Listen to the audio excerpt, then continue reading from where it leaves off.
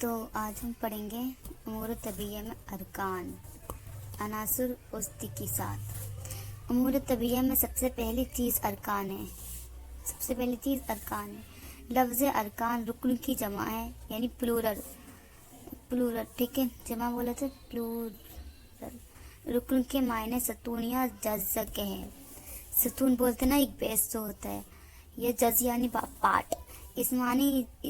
انسانی جسم کے لیے ان کی حیثیت ایک ستون اور بنیادی جز کی ہے۔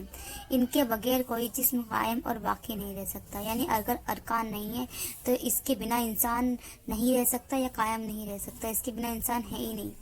اصطلاح میں ارکان وہ سادہ اور ثبیت بولے تو سنگل یعنی اکیلا، ٹھیک ہے، اجسام ہیں جن سے موالید ثلاثہ یعنی حیوانات، نباتات، جمادات اور دنیا کی تمام چیزیں بنتی ہیں اور پھر مرکب کہلاتی ہے، یعنی کہ یہ ایک بسیط یعنی ایک بسیط بولے تو ایک یہ سنگل فارم میں رہتا ہے، لائک ارکان مطلب اس سے مل کے ہی پھر الگ الگ کمپاؤنڈ، یعنی کہ یہ ملتے ہیں پھر کمپاؤنڈ بن جاتا ہے۔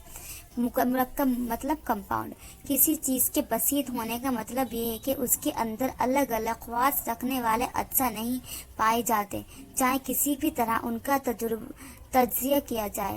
اس کے تمام اجزاء خواص کے لحاظ سے ایک جیسے ہوں، اگر اس کے مقابلے میں مرکب وہ ہوتا ہے جو الگ الگ خواص رکھنے والے چند اجزاء سے مل کر بنا ہو، یعنی کہ کمپاؤنڈ، ٹھیک ہے، اور یہ مکسچر بول سکتے ہیں ایک طرح سے۔ کمپاؤنڈ یہ دو چیزوں کو ملا کے بنایا جائے تو صحیح بات ہے، اس میں دو چیزیں تو دونوں کی جو کوالٹی الگ الگ ہوگی، بٹ ارکان میں ایسا نہیں، وہ بسیط ہے یعنی وہ اس کی کوالٹی ایک ہے، اس میں سنگل الگ الگ نہیں ہے۔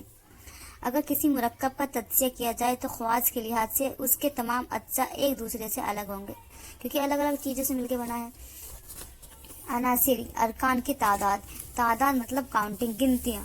ارکان یا عناصر کی تعداد کے بارے میں قدیم اطباء میں ہمیشہ اختلاف رہا ہے اور ہر زمانے میں ان کی رائے بدلتی رہتی ہے، لائک کہ اتنی تعداد ہے، ان میں بحث چلتی رہتی تھی، مگر کوئی بتا نہیں پائے کتنی تعداد ہے، مطلب چلتی رہتی تھی پرانے جو اطباء تھے ان کے بیچ۔ چنانچہ آج کے ترقی یافتہ جدید دور میں بھی ارکان اور ان کی تعداد کو ثابت یا ٹھہرا ہوا نہیں ہے۔ اکثر ایک چیز کو بسیط مان کر ارکان کی تعداد مقرر کر دی جاتی ہے، لیکن دوسرے دن ہی وہی چیز مرکب ثابت ہو جاتی ہے اور اس میں سے کوئی نیا رکن یا عنصر نکل کر ارکان کی تعداد کو بڑھا دیتا ہے، اور یہ سلسلہ برابر جاری رہتا ہے۔ اس لیے ارکان کی تعداد کو محدود نہیں کیا جا سکتا، یعنی روکا نہیں جا سکتا، یعنی کہ ابھی تو یہ ارکان تھا، پھر تھوڑے دن بعد کوئی ثابت کر دیتا کہ صرف ایک چیز سے مل کے نہیں بنا ہے، اس میں اور بھی چیزیں، اب اور بھی چیزیں ہیں تو پھر وہ ارکان کہاں سے ہوتا، کیونکہ ارکان تو صرف بسیط ہے، تو اس لیے تعداد ابھی بھی مقرر نہیں ہے، چینج ہوتی رہتی ہے۔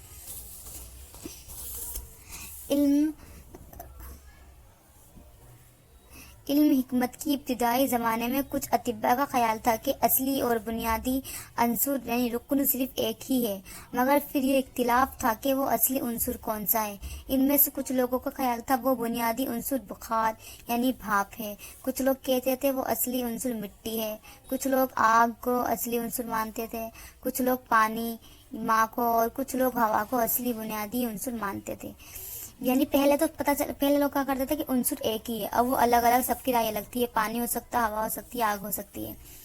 یہ سب لوگ اپنے اپنے طور پر اصلی عنصر ایک ہی مانتے تھے اور دنیا کی تمام چیزوں کو اسی عنصر کی بدلی ہوئی شکل بتاتے تھے۔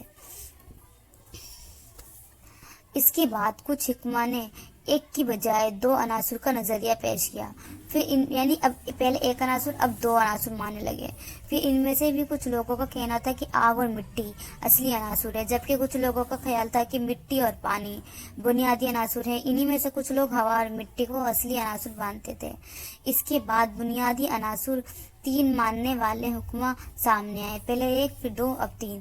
ان میں بھی کچھ لوگوں کا خیال تھا کہ آگ، ہوا اور مٹی اصلی عناصر ہے، ان کے نزدیک پانی ہوا کی ہی بدلی ہوئی شکل ہے، ٹھیک ہے۔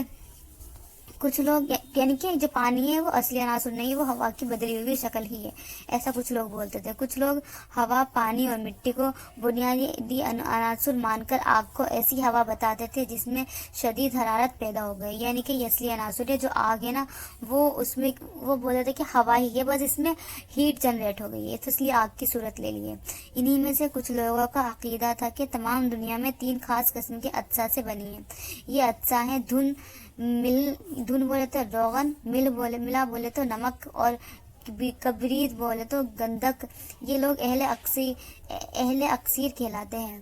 ان کے علاوہ یونان کے مشہور فلاسفہ مشائین کا نظریہ یہ تھا کہ اصلی اور بنیادی عناصر کی تعداد 4 ہے. 4 ہی چل رہا ہے ابھی تک. بقراط، جالینوس، ارسطو اور شیخ الرئیس کا یہی نظریہ ہے. کون کون سے 4؟ آگ بولے تو نار، پانی ماں، مٹی ارض، ہوا. ٹھیک ہے. اس نظریے کو علمی دنیا میں حیرت انگیز مقبولیت حاصل ہوئی. اصل میں علم طب کی بنیاد بھی اسی نظریے پر قائم ہے.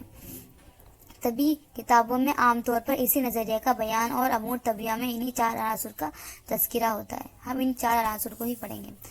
حکمہ کی ایک اور جماعت ان چار عناصر کے ساتھ 5واں عنصر اثیر بھی، جس کو سنسکرت میں آکاش کہتے ہیں.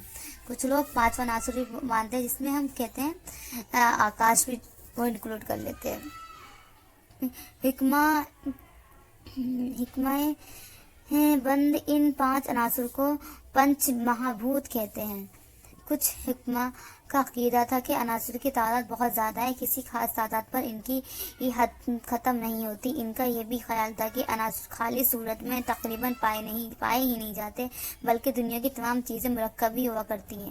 یہ لوگ آگ، پانی، مٹی اور ہوا میں سے کسی کو بھی بسیط نہیں مانتے تھے. ان کے نزدیک سے یہ سب مختلف عناصر کی ملی جلی شکلیں ہیں، یعنی کہ دنیا میں ساری چیزیں کمپاؤنڈ میں ہوتی، کوئی سنگولر نہیں رہ سکتی. یہ سب مانتے تھے. حکمہ کا یہ گروہ علمی دنیا میں اصحاب خلیط کے نام سے بھی مشہور ہے. اس نظریہ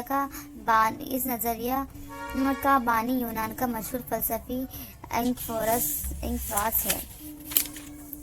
اگر غور سے دیکھا جائے تو عناصر کے بارے میں موجودہ دور کے نظریات اصحاب خلیط کے نظریہ کی تائید اور تفصیل ہی معلوم ہوتے ہیں. دیکھا جائے تو آج کل ہم یہی مانتے ہیں کہ ہر چیز کمپاؤنڈ میں ہی رہتی ہے.